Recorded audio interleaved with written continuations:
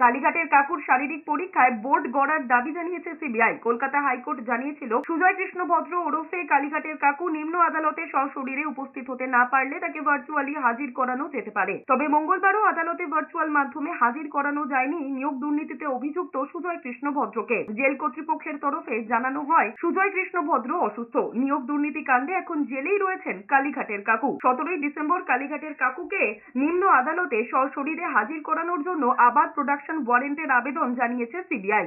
এদিকে নিয়োগ দুর্নীতির কিং মেকার পার্থ চট্টোপাধ্যায় আদালতে দাবি করেছে সিবিআই। প্রাক্তন শিক্ষামন্ত্রী পার্থ চট্টোপাধ্যায়ের জামিনের দাবিতে অরবিন্দ কেজরিওয়ালের প্রসঙ্গ টেনেছেন তার আইনজীবীরা। পার্থ চট্টোপাধ্যায়ের আইনজীবীরা আদালতে বলেছেন, অরবিন্দ কেজরিওয়াল মুখ্যমন্ত্রী থাকাকালীনই জামিন পেয়েছেন। অরবিন্দ কেজরিওয়াল অনেক বেশি ক্ষমতাশীল হয়েও জামিন পেয়েছেন। তবে কেন পার্থ চট্টোপাধ্যায়ের জামিন হবে না? জবাবে সিবিআইয়ের আইনজীবীরা পার্থ চট্টোপাধ্যায়কে নিয়োগ কাণ্ডের কিং মেকার বলেছেন। এর আগে সিবিআই পার্থ চট্টোপাধ্যায়কে কিং চক্রের মাথা বললেও এই প্রথমবার সিবিআই নিয়োগ দুর্নীতি মামলায় কিং মেকার বলেছেন।